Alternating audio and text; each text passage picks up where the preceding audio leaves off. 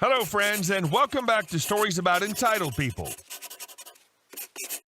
Wow, that's something new. Karen, who came to the restaurant with a whole list of her allergies, but I guess it wasn't Karen. It was something much older and much more hideous. That was an Ethel. But before we begin, don't forget to subscribe to our channel if you're new here and turn on notifications so you don't miss a new video every single day. Here we go. I'm not that allergic. This happened a while back before everyone was allergic to everything and there were a dozen different menus depending on your allergies. I was waiting tables in a 20-table Mexican restaurant and I was the early on for dinner at 4 p.m. Note, the food there was crazy good. The restaurant was dead and I was the only server on. A four-top walks in, so I seat them. I give them a minute and I come over to take drink orders. I begin my welcome to restaurant, my name is, and I'm cut off. Karens weren't a thing then, but she was a Karen. Karen, I have a very specific list of allergies, so I'm going to have to ask a lot of questions. Me, not a problem. We'll make sure to get you a great meal. And Karen, I'm allergic to nuts, eggs, gluten, it just become a thing, milk products, soy, MSG, shellfish, and any animal product. Not a thing. Me, okay, could you slow down? I want to write this down. Quick background, growing up, one of my best friends had a peanut allergy. I've seen him have to use an EpiPen a couple of times, and that crap is scary. One of my good friend's sons has celiac, and it's also a B. So I always treat allergies with the utmost importance. She proceeds to list the allergies again, making sure I know how dangerous any of those things could be to her. Gotcha. I grab some drinks and drop them off. When I do, I'm chastised for not bringing out the chips and salsa fast enough. Again, it's around 4 p.m. and I'm the only one there. I apologize and go grab the chips and salsa. I drop them off. Karen, why didn't you bring the green sauce? Ugh. Everyone knows you're supposed to get it with the chips. You must be new. Me. Which green sauces? We have several, and I'll have to check to make sure they don't have any products you're allergic to. Karen, I don't know what it's called, the green one.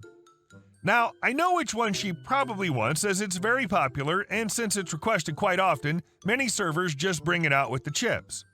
Me, do you mean the insert sauce name? Karen, yes, bring me that one. I go in the back and can already tell how this table's going to go.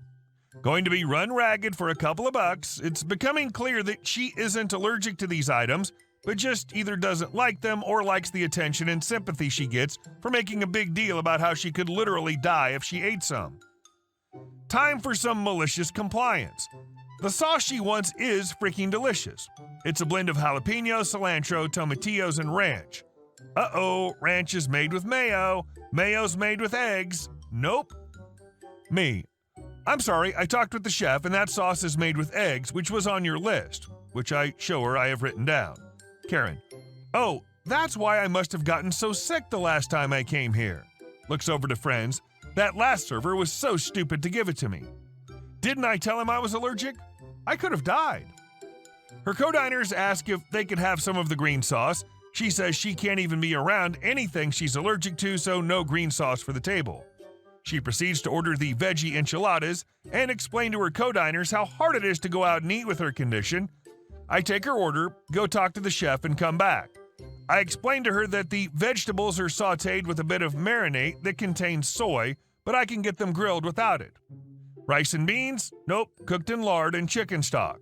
She asks about a veggie burrito. Same move, go to the chef, come back. The burrito tortilla is a double no, gluten and lard. Stuffed peppers? Nope, rice again. She's starting to get defeated, and her co-diners are getting visibly annoyed with her shenanigans as they ordered a good 20 minutes ago. There's almost nothing on the menu that fits her needs. Karen, well, what can I have then? Me, I could make a salad with some oil and vinegar dressing, maybe add some grilled corn, tomatoes, and avocados. Karen, just bring me the veggie burrito. I'm not that allergic. Me, ma'am, you told me earlier that any of your allergies could literally kill you. I cannot, in good faith, bring you something that you have told me could kill you. Do you have your EpiPen? With so many things around you that you're allergic to, I'm worried about your health. Karen, just bring me the damn salad. As I walk away, I hear her mutter, I've had it in the past and it's been fine. I'm not that allergic. I bring out their food and everyone else has super tasty rellenos, tacos, burritos, etc. and Karen has a super boring salad. Luckily, her friends paid and left a good tip. And our second story. Customer demands wrong ticket and pays for it. This happened about 8 years ago when I worked at a gas station while in high school. During some time when the Powerball had a fairly high jackpot, nothing crazy but higher than normal. Some info on the lottery for those unaware: you can fill out a sheet with your numbers and have multiple sets of numbers. You pay $2 to $3 for each set on a ticket. This is ran through a machine and a receipt is printed. At that point, the store is charged for the entry, so the customer needs to pay for it. You can choose to have the same numbers run for more drawings after. You just check a box for how many drawings you want. If you run a ticket through the machine twice, it just makes a duplicate for the same drawing. So I guess if you win twice as much, excluding the jackpot, but not really something anyone would do. This woman, not really a Karen, but let's call her that, came in with a thick wad of cash and a pre-filled ticket. I greet her and she just drops the ticket on the counter without replying. Karen, I need this put through the machine 20 times. I look down at the ticket, 5 sets of numbers, all with power play. One drawing of this costs $15. So if she wants to draw for the next 20 drawings, it would cost $300. But what she said is she wanted the same ticket 20 times, all for the next drawing. Same price, but not what people normally want. Me. Okay, did you mean you want to run this for the next 20 drawings? Karen. No. I said I want you to put this in the machine 20 times, so I have 20 individual tickets. Me. So you want this all to draw at the same time? Karen. Yes, that's what I said. Me. Okay, I just want to make sure that's what you want, so these will all be duplicate tickets, all for the drawing on Friday. Can't remember when the actual drawing was. Karen. So I take the ticket and run it through. Out pops the confirmation ticket and receipt. I look up and she just says, yep, keep putting it through. I do this a few more times and just ask, okay, again, you're sure this is what you want? They'll all draw on Friday only. Karen just sighed and confirmed yes.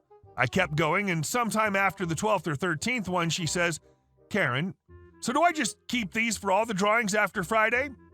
Me, stopping, feeding the ticket into the machine. No, these will all draw on Friday only and be done, just like you requested. Again, do you mean you want them to be run on every drawing afterwards? Karen, now confused. Yes. Me, okay, that's why I was asking so many times. These will not do that. They will draw once and be done.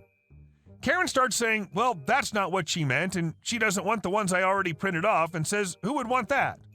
Me, exactly why I asked you so many times.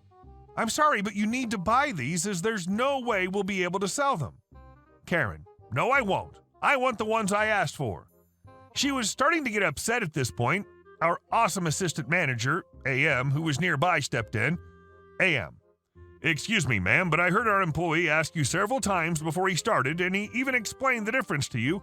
We cannot sell the tickets printed out, which he only did after you repeatedly stated that's how you wanted them done.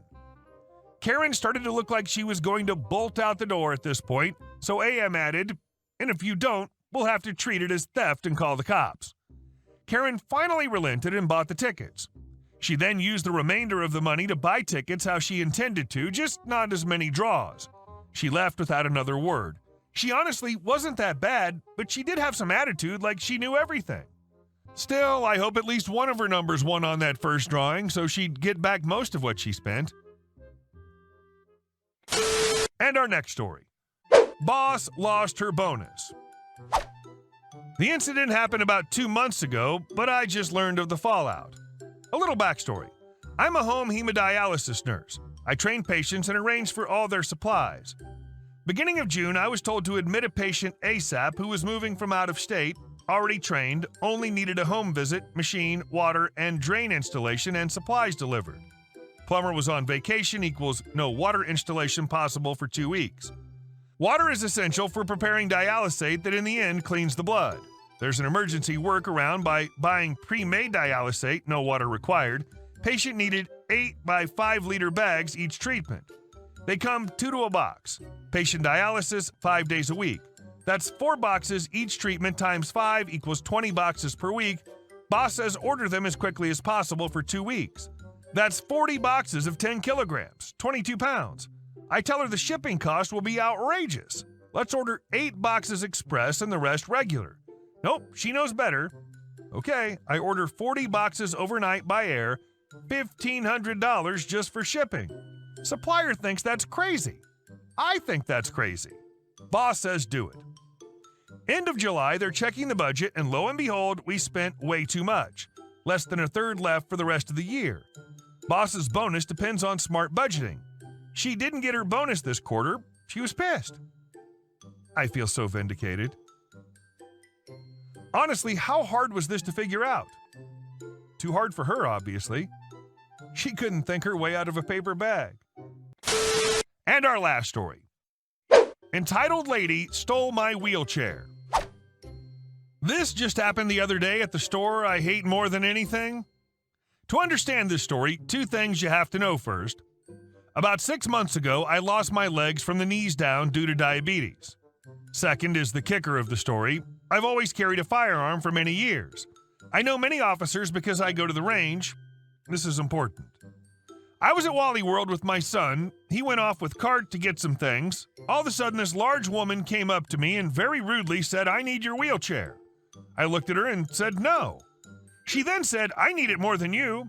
I looked at her and said, "Lady, I don't care what you want. I have no legs," and wheeled off. No more than 5 minutes later, here she is screaming at me saying I stole her chair, which makes no sense because the back of my seat is a painting of my childhood idol, Ace Frehley. I looked at her and said, "Leave me alone. This is not your chair." As I started to wheel off, she actually came up behind me and pushed me off my chair, got into it, and took off. Management came running. My son came flying through the store, who's protective of me. Everyone was trying to help me. The cops were called. The officers, we'll call Jack and Maria, who I know very well from the range, saw me on the floor and honestly was shocked seeing me lying there on the floor. I told them everything that happened. When they caught up to the woman, she claims I stole her wheelchair. As I said earlier, I've always carried a firearm. A friend of mine made me a holster that looks like it carries a cell phone and a small iPad which is attached to the side of my chair. When she was brought to me, she was screaming at me saying I should be arrested for stealing her chair. Jack and Maria were holding back laughter because they knew she was full of it. Maria, who's the sweetest and kindest person, saw the holster, looked at the woman, and Jack knew what was about to happen. Maria said, "Ma'am, what's on the side of the chair?" She told him it was her phone and coupons. Maria said, "Can you show me?" And she refused. Maria said to her, "If this wheelchair belongs to you, then show me the contents." She said, "Fine." When she opened the holster, her eyes got larger beyond belief. Jack looked at her and said, "You're arrested for assault and felony of stealing a firearm." When she was being put in cuffs, she was kicking and screaming like a 2-year-old. Being in a wheelchair is an adjustment and not an easy one. People look at you. Some make comments. It's not easy. Hey guys, thank you all for watching the video. I'll see you in the next one.